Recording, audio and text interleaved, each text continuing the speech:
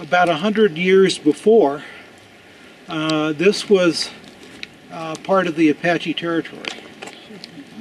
May not have lived in these mountains, but they were in the foothills and the plains and came up here to hunt. So there were probably about 30 Apache in the war party. They got trapped up here. You know, from up here they can defend in all directions. Major piece of the wall that was still intact. Imagine, you know, for a couple of days up here it was a pretty hot place.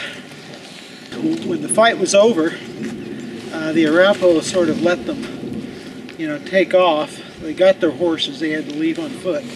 The Apache burned the bodies of the, you know, their dead warriors. What is amazing is that the Apache would raid this far up. You know, this is almost 600 kilometers from where they would have come from. Why would they go so far and go through so much, you know, mountain, rough territory to get here? Yeah. I can think about the Apache were here 100 years before. Yeah. Do they have stories about this place and they came here because of the stories? Yeah, has the same yeah. But you can't prove it. There's no way to prove it. There is no material proof. There's no proof. Yeah. And they didn't come back to see it. As far as we know, the Apache never came back to this area. Yeah.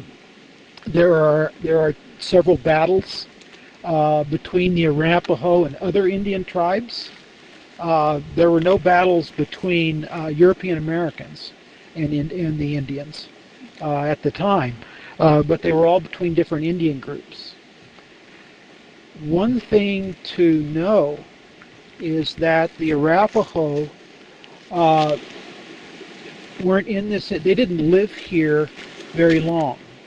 The Arapaho are a tribe that came from the far north in southern Canada. And when white people began to move out west, they were kind of pushed down into the plains and then ended up here about 200 years ago. And then they came up into the mountains. The people that were here when the Arapaho came into the park about 170 years ago were Ute Indians. And this had been their traditional land for over 1,000 years before the Arapaho came in.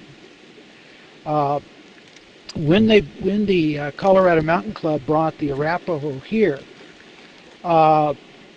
they were working with people who'd only been here a really short period of time. Why they didn't contact the Ute and bring them out is probably because the Ute didn't want to talk to the white man. Well, they were a lot more reluctant, weren't willing to work with white people. And so the Ute stories weren't told at the time. It was Arapaho stories of a people that were just here for a short time.